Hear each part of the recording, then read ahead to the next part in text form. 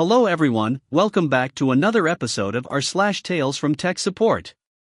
In today's episode, think I got this guy fired. Log out then log in. Security, I don't have the info you think I do. A tale of magic boxes and users who think they understand magic. Patience is key. Before we get started, make sure to subscribe so you will never miss a video. So let's get started. Think I got this guy fired. I work for a contract help desk, usually as L1 support, but my manager has been prepping me for an L2/trainer role and letting me do some of that work. Recently, I was placed in charge of ticket kickbacks and customer reopenings. Usually, I either just coach the tech or I reach out to the customer and apologize and take over the ticket personally. Sometimes, though, the customer is wrong. We currently provide support for a pharmaceutical company. User sent a ticket in about how he logged into his personal Google account in Chrome on his work computer, and now when he goes home and tries to use his personal computer, he gets blocked by a screen that says his account is managed by a company. He can't access his personal Google account, and he doesn't know how it became blocked by his company. The L1 didn't know how to handle it, so he asked our manager, and our manager said that it wasn't supported, to have the user reach out to Google and close the ticket. Ticket gets reopened and lands in my bucket. So I look over things, conclude that the initial course of action was right, and close the ticket again, with a friendly email to the user reaffirming our findings. Now, I'll just go on here and say I'm not the most programmer-savvy guy. My background is in hardware, building, and installing. But that work dried up, so I got into help desk. I can take apart a computer and put it back together with my eyes closed and a hangover. But I don't know how this happened. I'm guessing it had something to do with the company security settings interfering with his account. I do know it's out of scope. It's also against company policy in the first place, but it's one of those things everyone does, and it's usually not time effective to do anything about it on the desk. Official policy is, if we see it in a remote session, to sign the user out of the Google account and remind them that it's against policy to sign into personal accounts on corporate devices without a valid business reason. Most of them ignore us and sign back in. But we don't send a ticket or anything in most cases. Then this guy reopens the ticket again. Alright. Now I have to deal with him. I call him, he doesn't answer because the phone number was from a different state and came up as possible spam. Fair enough. Very common. Usually, they ask us to call back once they realize, but this guy was on a Zoom meeting, so he asked me to reach out over Teams. Me. User. Pick up after salutations. Me, sir, I'm contacting you about ticket number. User, thanks for reaching out. This is a very frustrating issue, and the ticket was closed without explanation twice. I'm considering bringing that up to, name drops someone I'm supposed to be impressed with. Don't know who they are. Me, sir, I don't think that will be necessary. User, hopefully you can solve my problem. Me, there are only a few things we can do. Did you try signing out of the Google account on your corporate device? User, I did, that didn't help. Me, did you sign out of the Google account on your personal device? User, yes, that didn't work either. Me, has the user sign out of the account on both devices again? Walks user through clearing browser history, temp files, flushing DNS, and rebooting. User, that still doesn't work. Me, well, sir, unfortunately, there's nothing more we can do from our side. You will need to contact Google support and see if they can undo whatever has been done with your account. User, I don't want to deal with Google. Google doesn't work for me. You do. Orly? Me, sir, we do not work for you. We are contracted to provide IT support to company. We have to follow the procedures put in place. And the procedure, with a third-party service on a third-party device, is to provide basic support if applicable. I have done that. We will be closing your ticket. User, that is not an acceptable response. This is a major violation of privacy. I did not agree to let company manage my personal devices or accounts. Now either you start taking this seriously, or I will escalate it to some higher level folks.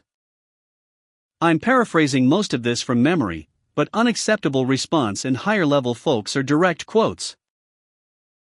At this point, he's pissed me off, so I start going through our documents until I find the technology use policy. Then I start copying and pasting the relevant parts into the chat. The parts about not signing into personal accounts, the parts about no reasonable expectation of privacy while using company hardware, the parts about the company not being responsible for any damage that happens if private hardware is used to access company resources. User, I've never read that anywhere before, and I've been here for 8 years. Me, really, sir? Because it's delivered through training system. Every 6 months and every time it changes, and you have to sign off that you read, understand, and agree to follow it. User, I can't be expected to remember every training document I read. Me, well, you should have, sir. I am going to escalate this ticket to the IT security team to investigate your unauthorized use of company assets and any possible breaches in security that have come from it. Thank you for contacting Service Desk and have a great day. User sends a few more choice words over the next 10 minutes, which I ignore. Threats of people he's going to talk to mostly. So I copied and pasted the chat into an email and attached it to the ticket and sent it on. I also looped in my manager and the IT director per policy. I jotted the ticket number down so I could follow it. Nothing had happened by that Thursday, and I worked 4x10, so I didn't check Friday. I get in Monday and the ticket is closed as out of scope. But I noticed that the user's name in the caller field is red, which means their account had been deactivated. Out of curiosity, I check Active Directory and his account is deactivated and the note says deactivated per ticket number, but it's not a ticket in our system. It's from HR system, which we can't see. For legal reasons, HR can't tell me what happened, so I didn't even ask. And being remote, we have no office gossip or anything to hear about. But I'm pretty sure he got fired over this whole thing. Insert Jeremy Clarkson, oh no. Anyway. Meme. Log out then log in. Security, I don't have the info you think I do. First time posting, so I apologize if anything is misunderstood or badly typed. Love reading these stories because I used to work for a company that did tech support over the phone for TVs, started with AV. I loved that job except for the screaming Karens of the world. I threw a shoe at my TV, can I have it replaced? No. WTF, anyway here's the story. So background, I have some IT experience and general things I've learned over the years. I made a switch from IT to security, because I liked being able to tell Karen to please go away, or I'll call the cops. Currently I work for a security group at a hospital overnights, and I discovered an issue with the camera system early into my employment.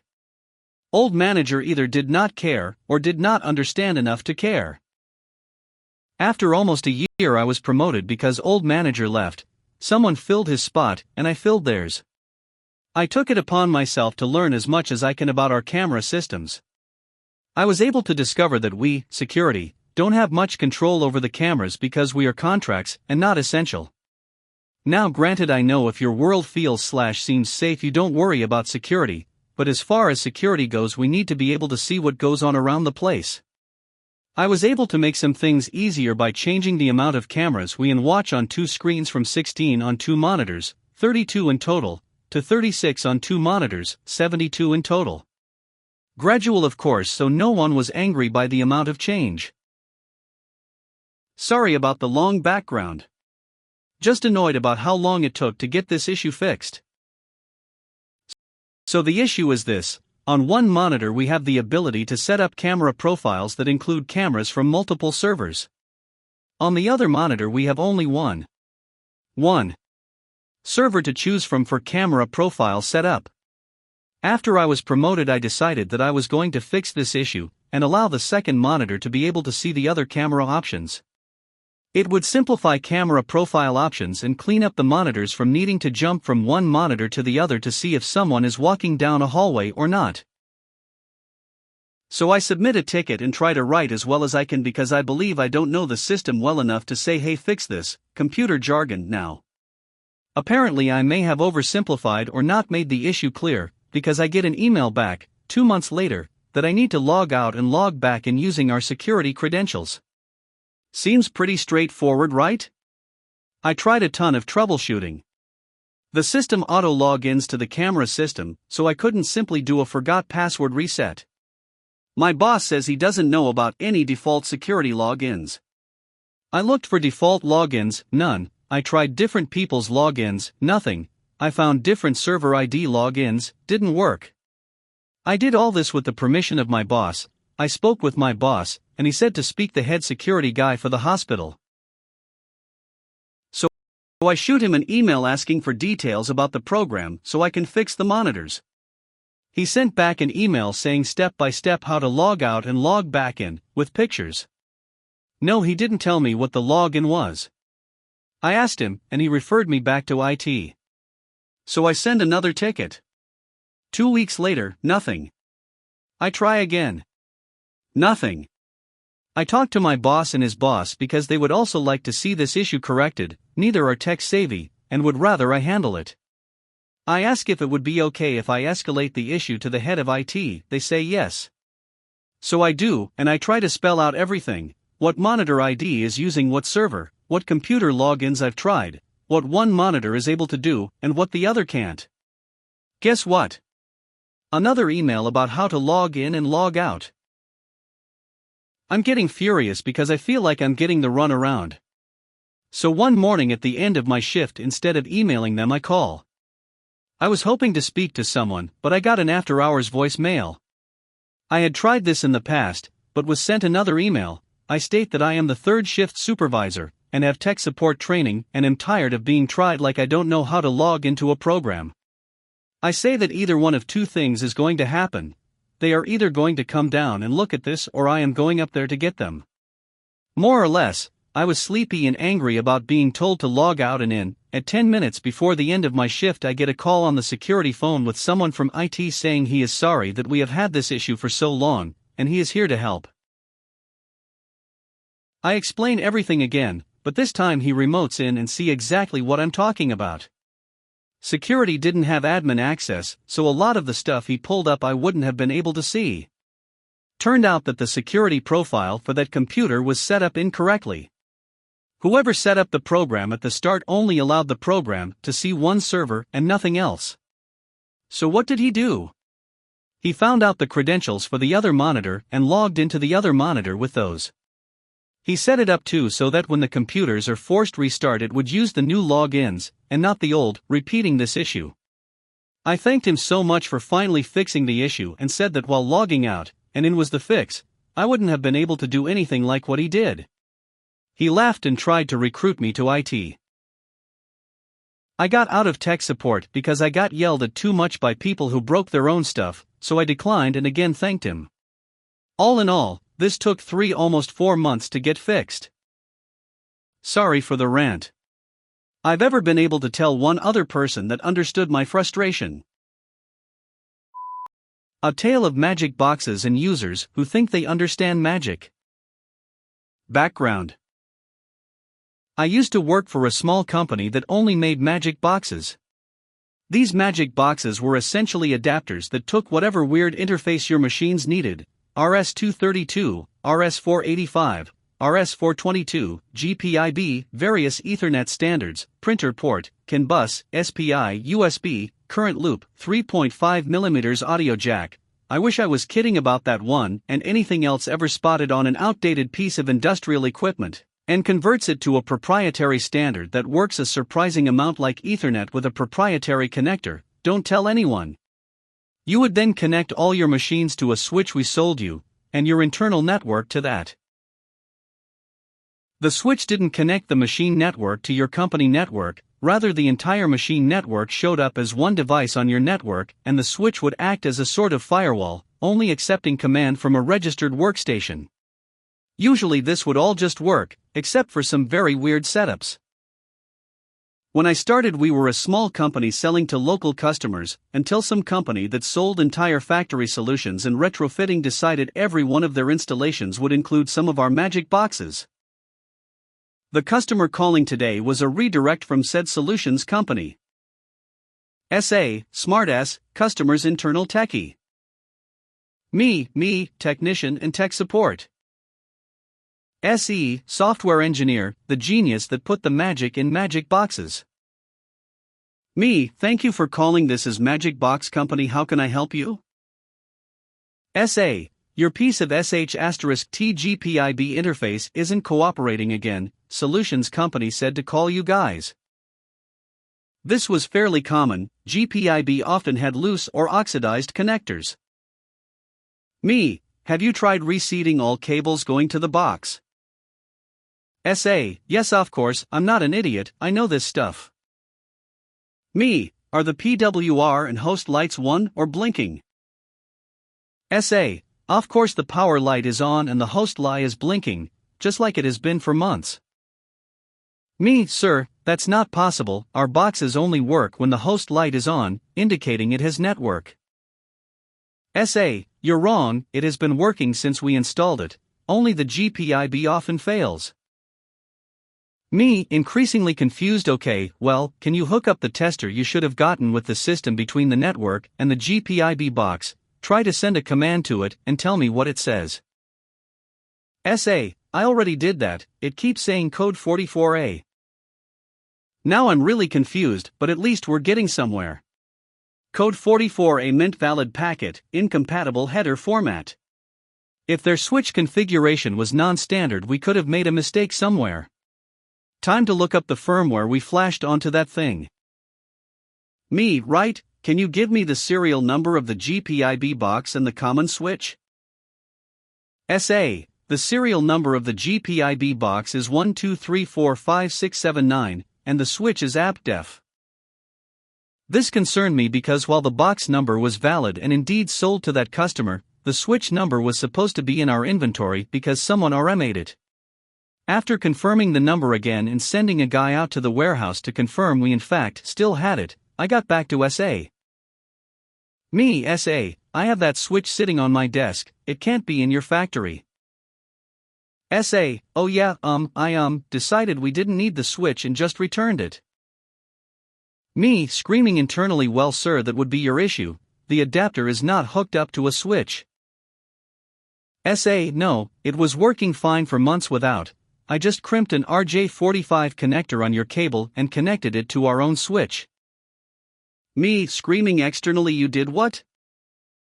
SA, yeah I know, I'm so smart, you couldn't trick me, I knew it was just Ethernet and nothing special.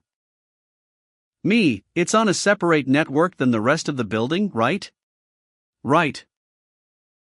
SA, no, it's just on the internet, it's more convenient because we can control it from every computer. Me, do you have any idea how bad that is? SA, I'm a network expert, this is fine, I know this better than you. To give some context as to why this is bad, these machines didn't have passwords. They were designed to connect to a single computer with a single cable, not a network. And our boxes just translated literally input to output, so no security either. All the security was in the custom switch isolating this from the internet. So in this case, anyone on the entire internet could send commands to their 25-ton machines and 5,000 degrees furnaces, control them however they liked. Me, SA, disconnect all of our boxes now, I am contacting our lawyers, we are not talking to you or your company before you get those things off of the network. Slams phone. I told SE this, who promptly implemented a check to make sure new boxes wouldn't do a damn thing unless a specific activation packet was sent by our switch. We were laughing/crying about this for days.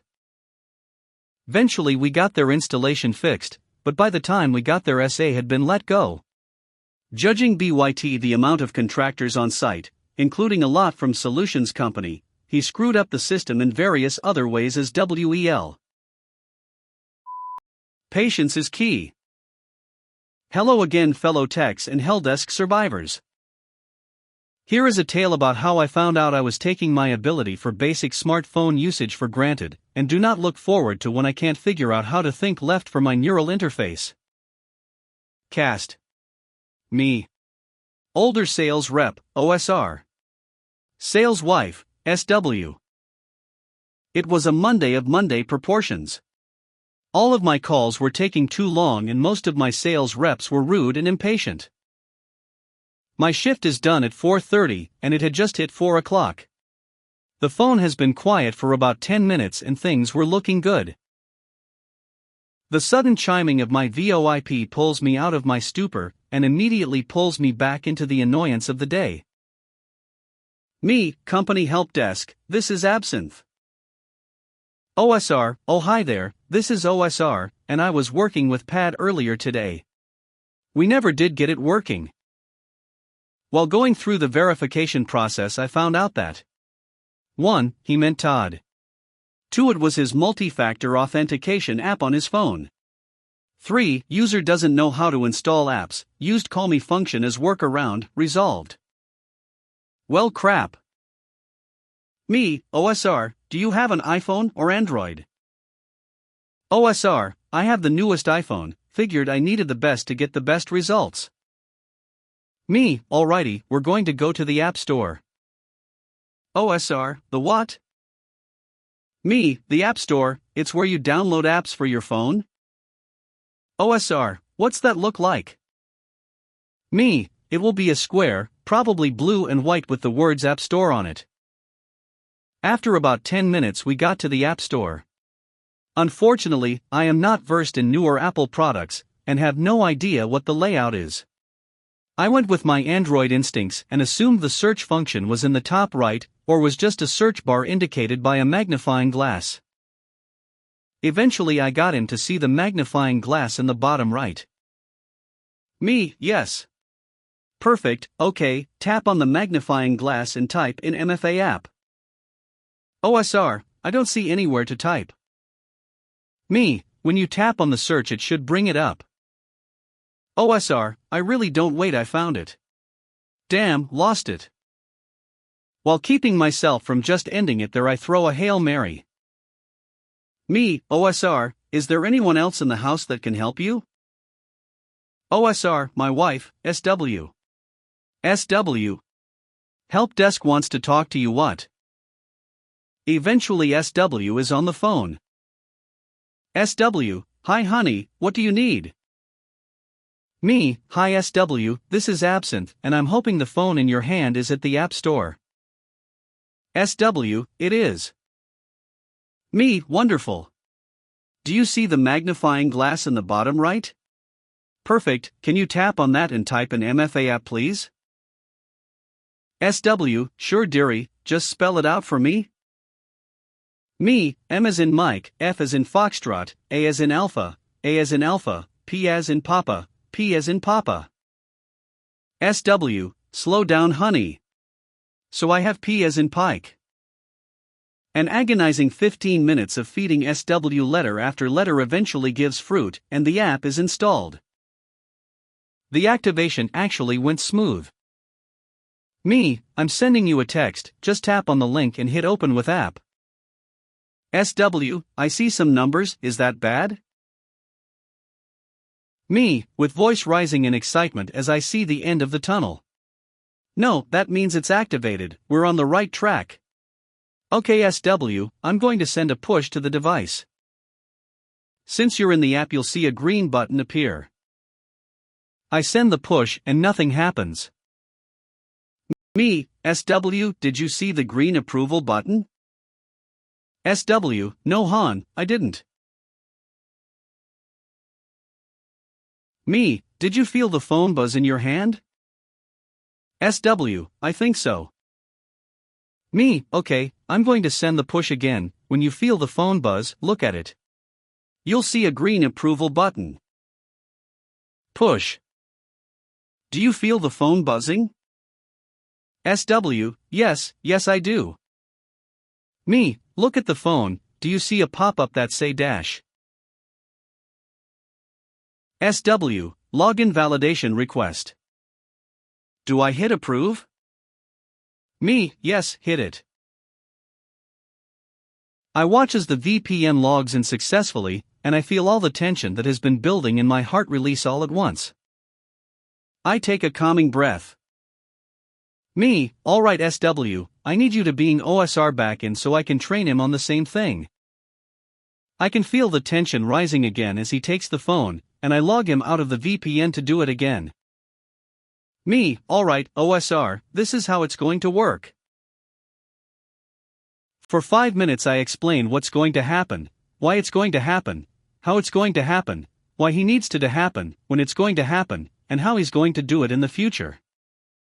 I have him click on the push, feel for the buzz, and after 3 attempts, find the approval button. He logs in and I end the call as quickly and politely as I can so that I can scream into the void. It's 4:40, the day is done, and I had won where others had failed before me. Was it worth it? No, and that's why Todd is the supervisor.